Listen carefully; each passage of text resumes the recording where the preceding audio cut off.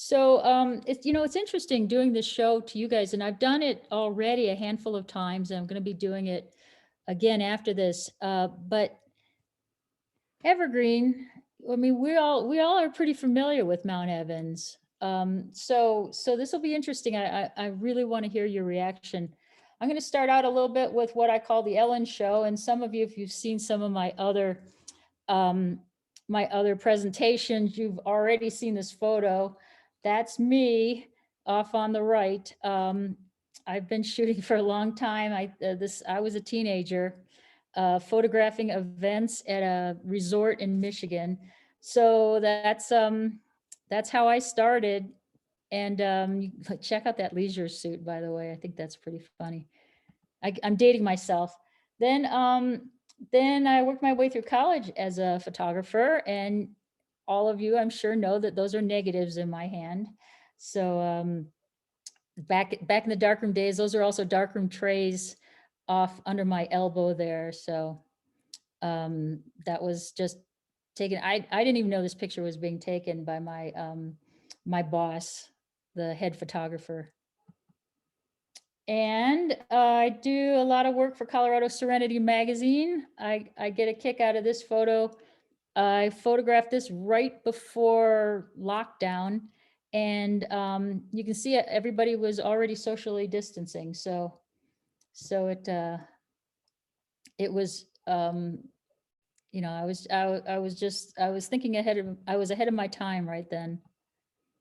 And you're probably going to see this photo a lot, a couple of times anyway during the show, and for good reason, because it's a great shot. And this was entitled "New Kids on the Rock," and you'll just know it when you see it as it's coming up for the rest of the show. Let's talk about what's going on with Mount Evans right now, because it's in the news. So we're going to be talking about the news and the controversy of Mount Evans, that there are also 3 ways to go to get to Mount Evans. And we're going to talk about those 3 different ways. Talk about some great shooting locations, some wildlife tips and tricks, and also some kind of sprinkled in here and there. We'll do some celestial type, Milky Way type conversation. So on July 2nd, 2020, Jared Polis established a Colorado Geographic Naming Board. And there are 14 somewhat racially insensitive names in Colorado, including Redskin Mountain and Squaw Mountain, we all know, and Mount Evans. So you're thinking to yourself, why Mount Evans?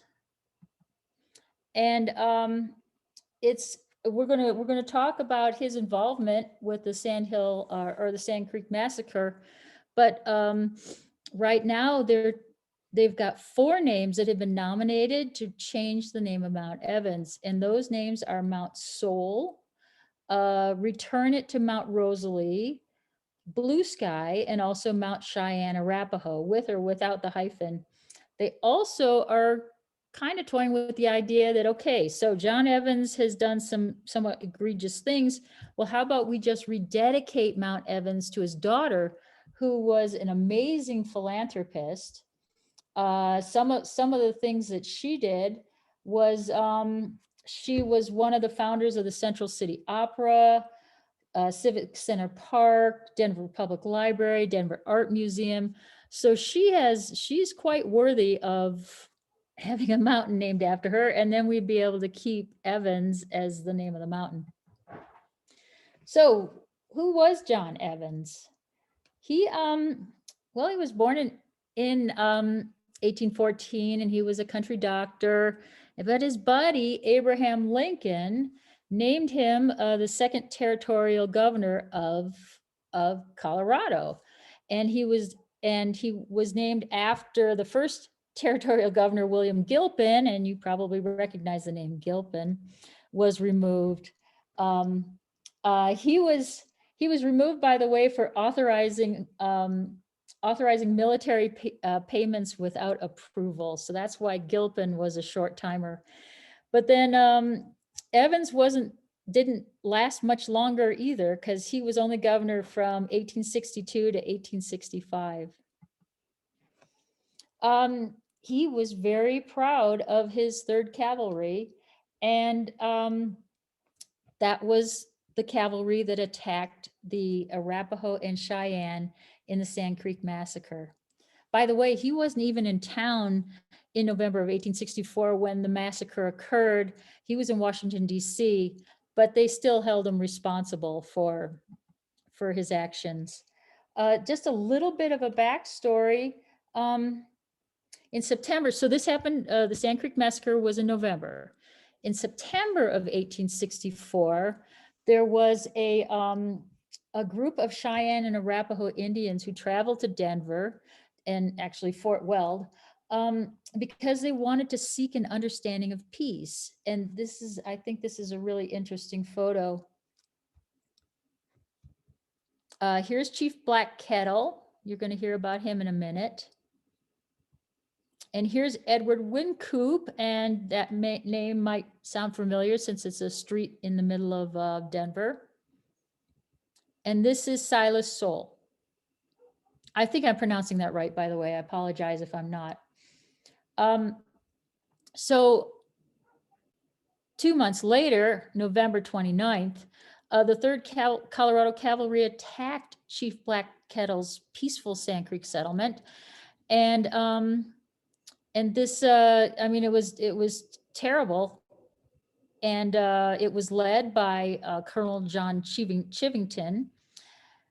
And he had about 700 men that just went on essentially on a rampage, killing this peaceful settlement of Cheyennes and Arapahoes. So Chivington was a Methodist minister, and the town of Chivington was named in his honor. However, it is now a ghost town. And there was also a Chivington Drive in Longmont, but in 2005, they changed it to Sunrise Drive. Here's another photo, show the close-up photo of, this is called, okay, what is this called? A count?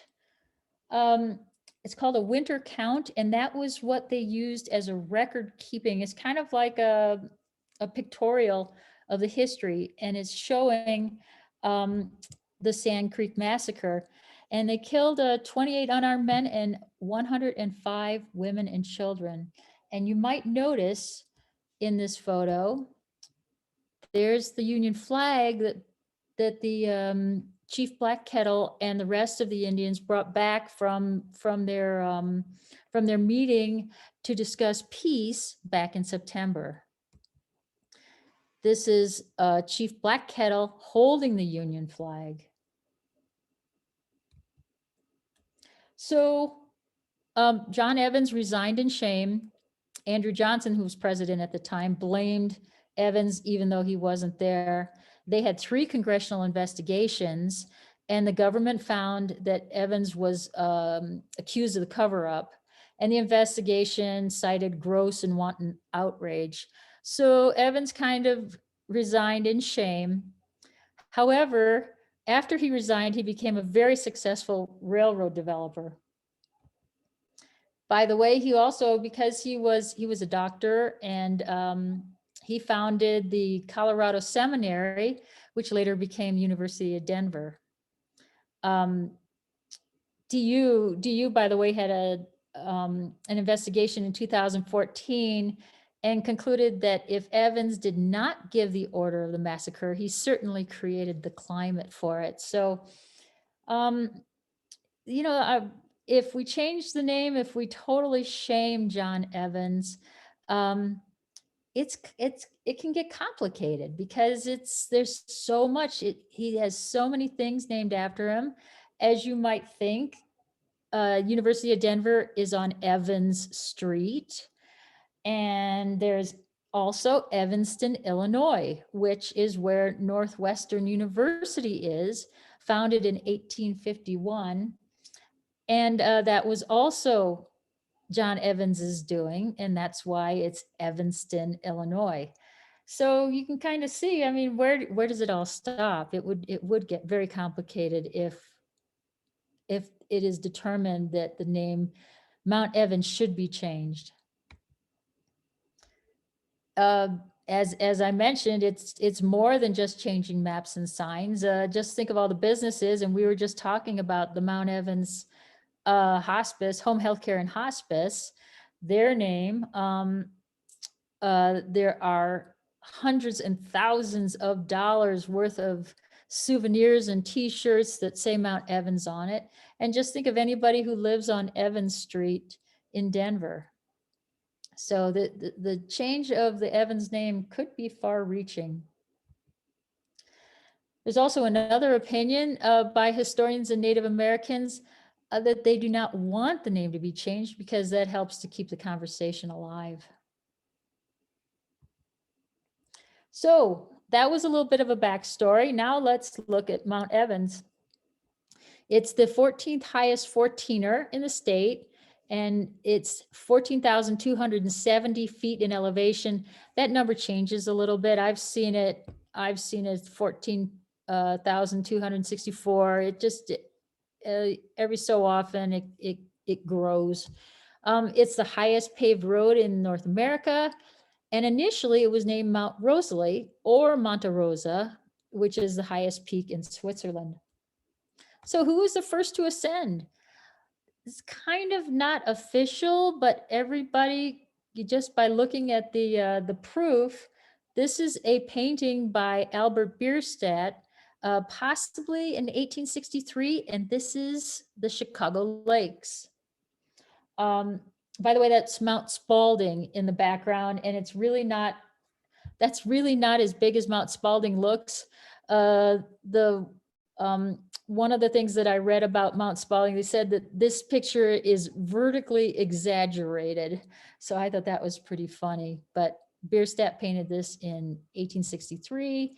And here's another photo that he painted, or a painting in 1866, also of Mount Rosalie. And by the way, he named it Mount Rosalie because I think he was trying to impress his girlfriend, his future wife, and so he named the mountain Mount Rosalie, and then they went and changed Mount Rosalie to be Mount Evans in 1895, and then they named Mount Rosalie. That's the mountain that was just 3 miles to the southeast, and it's a smaller mountain by a little bit. There's also William Henry Jackson, who photographed in, and this, this is a photograph, roughly the same place as the Bierstadt painting. And this is photographed in 1873. There is also a claim that Judge Lunt was there with a friend in 1872. So we've got a little bit of a controversy as far as who was the first and to summit Mount Evans. But anyway, you can see this is Chicago Lakes, and that's in Georgetown. By the way, here's a way to look at how to get to Chicago Lakes if you're interested. There are two ways to go, either from Echo Lake or from Summit Lake. However, apparently the Summit Lake trip is significantly more treacherous, and they've recently closed it. I'm getting a little bit closer so you can see Summit Lake down in the lower left, and then the upper Chicago Lake is that red pin there, and they've closed that path. That was considered difficult, but if you start in Echo Lake, that's roughly a 10-mile round trip. So it is doable. I'd like to go. I've never been. I don't know if any of you have, to go up to Chicago Lake and kind of get in that same place that William Henry Jackson photographed. By the way, he had a mule with him with a kind of a, well, it was a dark room cart on the back of the mule actually pulled all the way up to the Chicago Lakes to get that photograph. take a little break for an ad. If you want, if you can, if you do not have the Peak Finder app for your phone, I would strongly recommend it. You can do virtual augmented reality with it and get the names of the peaks. And here's also Peak Finder showing the names of the peaks and the altitude or the elevation of each of the peaks. And it's a fun app to have. I don't know how much it is. It's a couple of dollars. And I would say that it's quite worth it. And it's also fun to be able to see what the names of the peaks are. Here it is with contours. So let's talk about how to get up to Mount Evans. There are really 3 different ways to go. In getting there, you can go via Mount Evans Wilderness, Squaw Pass Road, and also Highway 103. So let's start with Mount Evans Wilderness.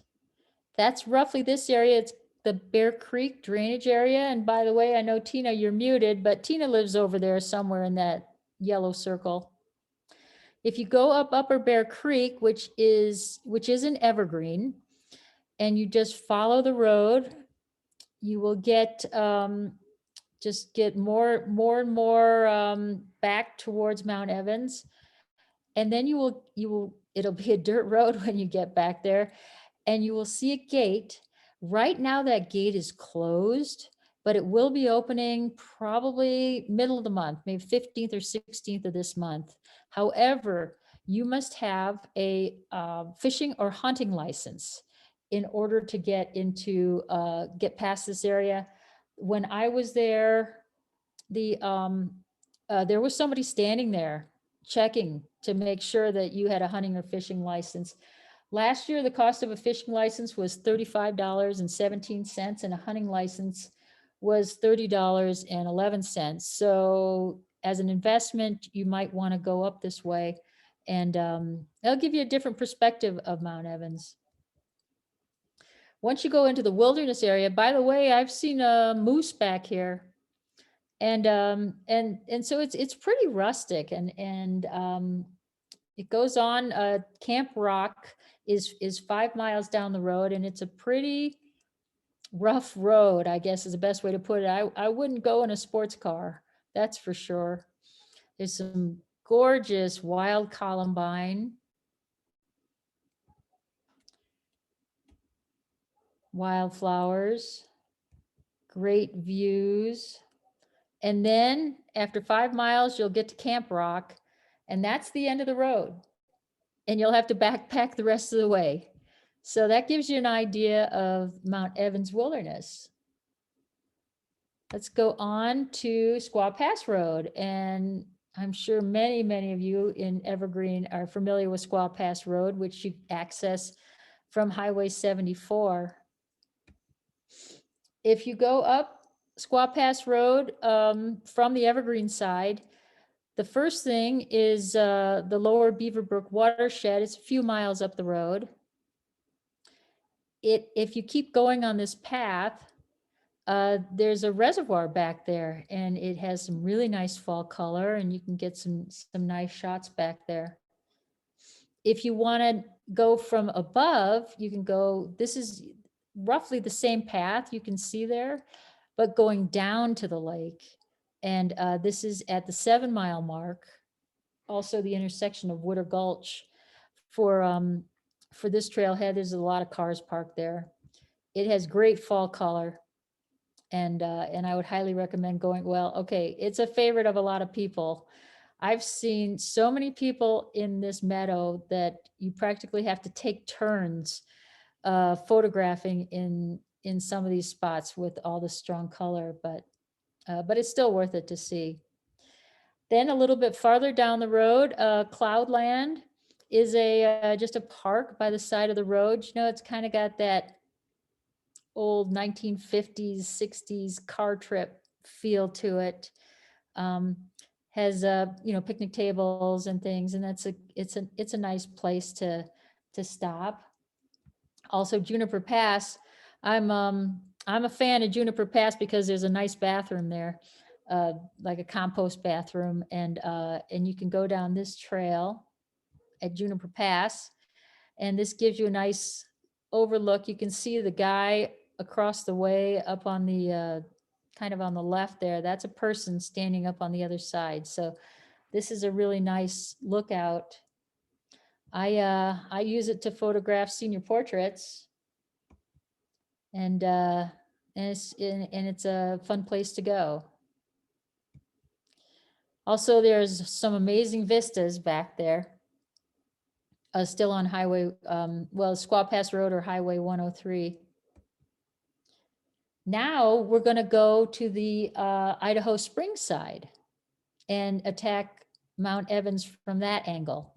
So I kind of like this funnel photo, or I think it's almost like a placemat or something. You can see that you can take I-70 in the upper right to Idaho Springs, and then take the Mount Evans Scenic Byway by that way. And if you follow Chicago Creek, there are pullouts along there. There's all sorts of really nice opportunities for photos. Chicago Forks Falls is great. Here again, I use it for portraits. There's a campground at 7 miles from I-70. There's a campground back there. I believe you have to make reservations, but that would be a fun thing to do. You'll also see a lot of stonework, and this is all from the Civilian Conservation Corps from the Depression era, because they were putting these guys to work and giving them jobs. And so they did a lot of the stonework. You can see evidence of it to this day. We've got the guardrails and this structure. There's also some shelters and some culverts, and so keep your eye out for that. At 10 miles up is Ponder Point, and it's just got, this is an aspen. There's a whole bunch of aspens in there that have been carved, ancient carvings. I mean, you just walk around and look at the carvings and try to find the years and stuff, and realize how long ago the poor tree has been carved. Fall color there is gorgeous. Again, there's some picnic tables there also, and some great views. So about 13 miles from Idaho Springs, you'll reach Echo Lake. And Echo Lake is a great place to stop in itself. This is actually standing at Echo Lake Lodge, just looking out over the lake from that angle. Here it is in the winter. You can see the lake is frozen. You can also shoot the Milky Way, looking west-southwest. Here's, I actually just shot this a little bit ago, less than a month ago. I shot this, the ice was still melting, and it was, so you can find a lot of opportunities for photographing at Echo Lake without even getting onto Highway 5. But let's talk about Highway 5. That's the road from Echo Lake to the top of Mount Evans. Here's the sign that's there. I was told that this sign has been here since the 50s. So it's the, it's saying that it's the highest road in North America, and it's 14 miles long. And here are the elevations. So this is about 10 feet shorter than it was the official elevation that I just said of 14,270 feet. This is how it looked. I think it was probably early May when I was there to shoot this. So obviously they hadn't opened the roads yet. They just opened the road on July 4th or June 4th. But you can see they still had a little bit of work to do. There's a fee station. And so this is where you you pay, and now they have a reservation system. So you cannot just drive up and go. You've got to go online to recreation.gov and make a $2 reservation.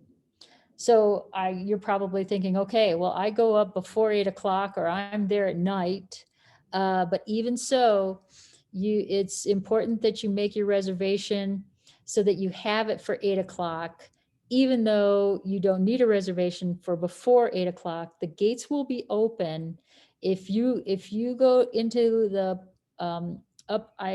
Highway 5 at say 6 o'clock in the morning, you will not need a reservation. However, if you are still there at 8 o'clock, somewhere parked, whether you're at Summit Lake or the Summit, and the ranger sees that you do not have a reservation, then you will be ticketed. So don't know how well that's going to be enforced, but I would recommend that if you plan on going up first thing in the morning, that you make a reservation for 8 o'clock in the morning. And then you'll be able to have that time. By the way, if you make an appointment or a reservation for 8 o'clock in the morning, you need to, and either you enter within that window or before that, but then you can stay as long as you wish. At Echo Lake Lodge, by the way, I don't know if they're going to do this again this year, but they had picnic tables last year, which was cool. And also a food truck. Echo Lake Lodge has a restaurant within the lodge itself. The lodge was built in, it was built in 1926, and the Stewart families had the concessionaire license, and they are now on their 5th generation of having the concessionaire license. And they say that they have hundreds of thousands of dollars in souvenirs about Mount Evans, which is why it would be really expensive if Mount Evans changes its name. So 3 miles up is the tree line, and you can also visit the Mount Goliath Nature Center there. Here's a photo I took of the Milky Way behind the Nature Center. There are paths that you can walk along to look at the bristlecone pines. And if you go at night, the sky is dark enough. Here again, you can get the Milky Way. Here are 2 shots that I've done in the past. And the bristlecones could be as much as 1,000, 2,000 years old. They're an incredible, twisted, beautiful tree. And that's essentially the last tree that you'll see. The rest of the way up, there are no trees because you just passed tree line at the 3 mile mark.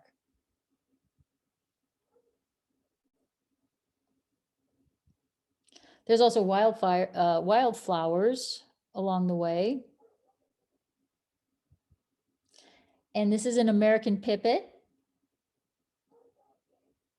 which I thought, I think about birds flying at 14,000 feet. I thought that was kind of cool. Here's some tips about photographing wildlife up there. First off, I would highly recommend that if you're packing up, you're back home and you're packing up your camera, look at your settings and see how they are and anticipate what your settings need to be when you're photographing, so that when you're driving along and you all of a sudden have this opportunity, let's say there's a mountain goat that's just crossing the road or something, you want to photograph it. Your camera is already set, and or at least a close approximation, so that you won't have your camera set to Aunt Myrtle's birthday party from the night before, and you had the settings totally different than what you would have had to shoot wildlife. Also, if you got your tripod, you need that. Make sure that your bracket or plate is in place, and even possibly have the legs already extended so you don't have to worry about that. Here's my new kids on the rock again.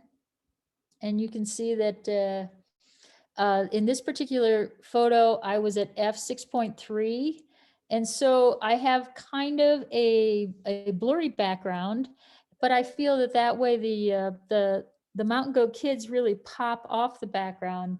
I had an opportunity to photograph again, and this time I had a shorter focal length and shot at f9.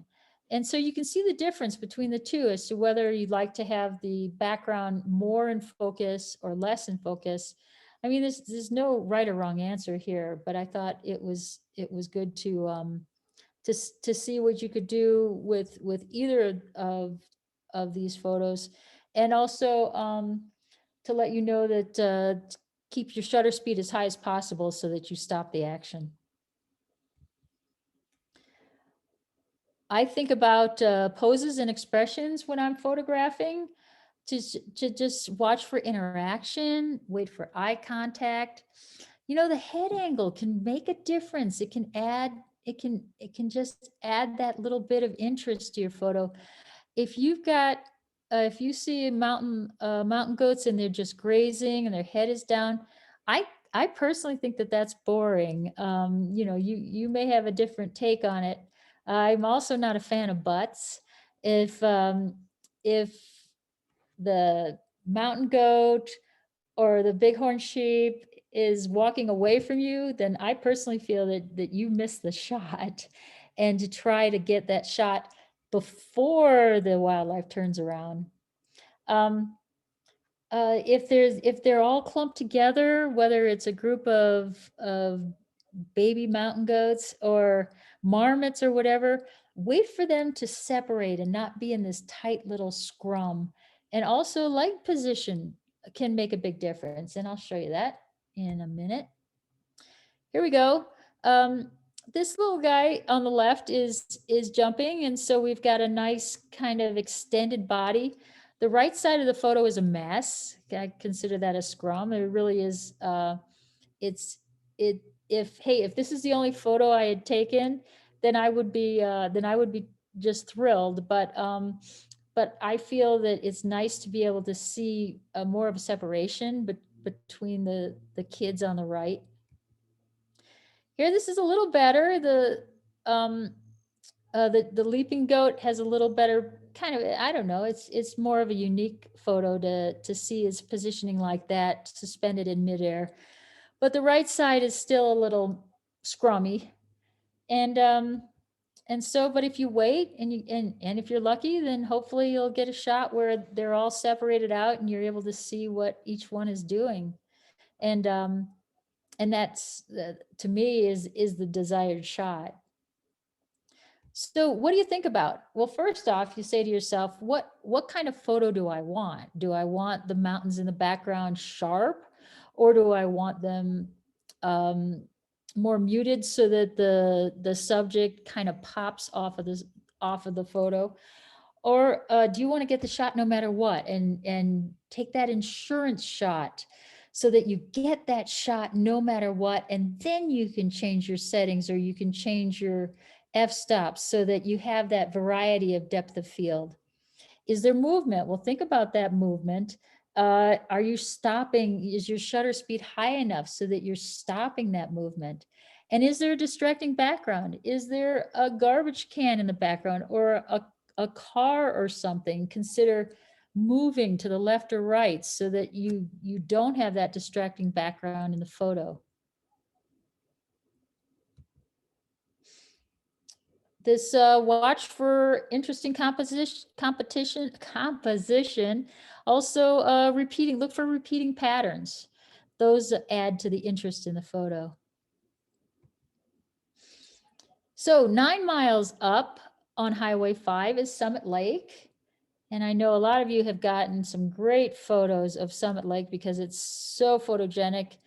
If you can go before sunrise, I would say that that's the calmest time to go, because once the sun comes up, it seems like that's the wind also comes up. So consider that. There are also some really nice wildflowers along the way that you can catch in the foreground. If there's been a lot of rain or snow melt, there may be some some runoff. You can see the fence kind of in the middle there in the back. Summit Lake is on the other side of that fence. So this is the runoff that's going on, and it adds to some nice nice movement with the water. This was a focus stack, by the way. Also Milky Way.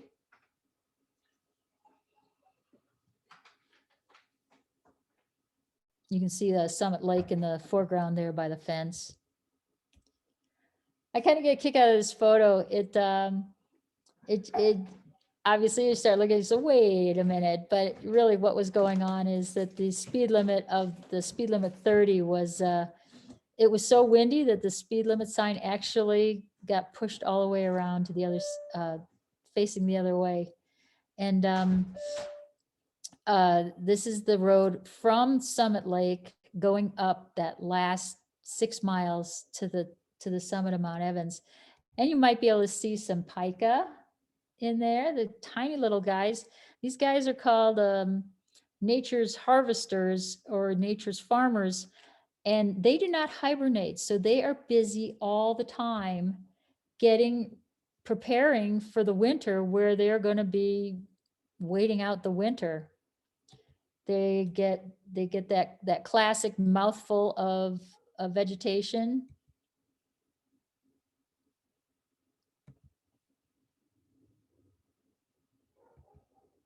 I've also seen elk herds up there. You can see the observatory off to the left at the top. So that's very close to the top. Marmot are good fun to photograph. Marmots, by the way, do hibernate in the winter, so they don't have to be as busy as the pika.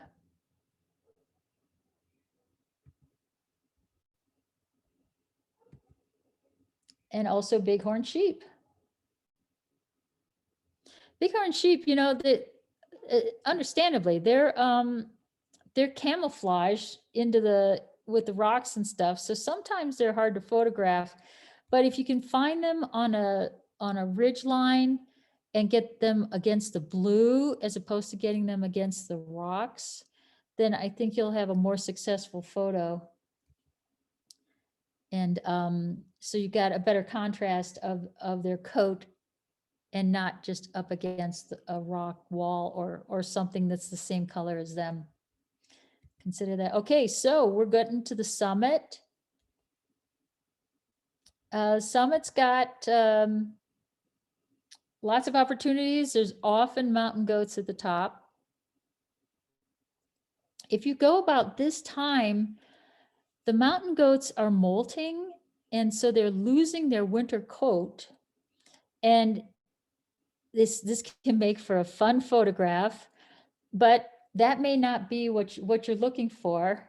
So if you want a cleaner coat, you might wait a couple more weeks for them to lose that winter coat.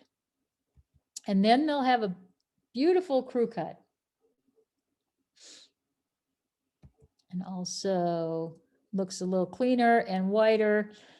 So it's your choice, or go multiple times and get the whole process of their coat going from the Rastafarian look molting coat to the brand new crew cut. When you're up there, you'll also see the little mountain goat kids, and when they're real young, they stay pretty close to their mom, and they're nursing, and so they're kind of underfoot, and they're timid, and they don't really do much moving around.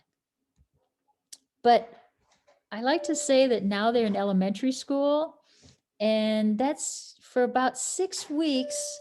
And I would say it starts about mid to late June and goes through most of July, although, you know, they don't have a timetable. This is when they're having they're still nursing their mom. And so they've got all this energy. And so I like to say that they're in elementary school, and they're just full of energy, and they're just running around, and they're having a great time. And this is the best time to photograph them because you can see uh, the activity and enjoy the show to watch them. Then here's some more. This is just having a king of the hill type of thing. And you see the nanny goat directly below there. So there's always a nanny that's watching over all the kids. It's almost like they have a nursery where all the kids are together, and then there's one adult goat who takes care of them and keeps an eye on them. Then they're weaned from their mother. They're essentially teenagers, and they're boring because they have to graze, and they're no longer able to get milk from their mothers, and so they're eating all day, and they don't have time to play anymore. So this is typically, now we're into August, and you'll see that they're starting to get their horns, and it's a different look for the mountain goat kids. While you're up there, though, you're going to be able to get some great landscapes. You can get sunset over Bierstadt. That's Lincoln Lake, by the way, down off to the left. Also Blue Hour. This is roughly in the same place, just looking west. By the way, I can't tell you how many times I've been up to the top of Mount Evans, and it's so frustrating when you don't have cell phone service because you're kind of in the middle of nowhere.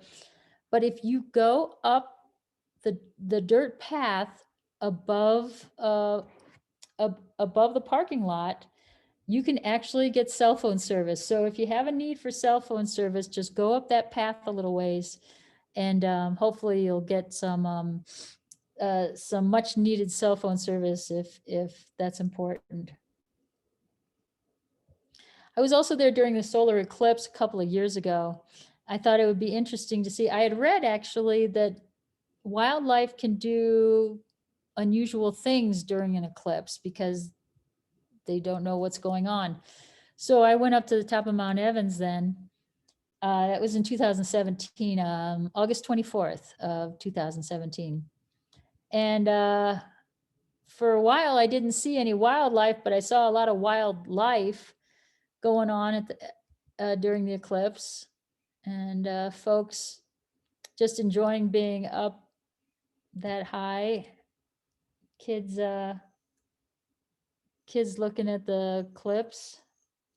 But then I turned around and look, there were all these goats just on the rocks over by the observatory.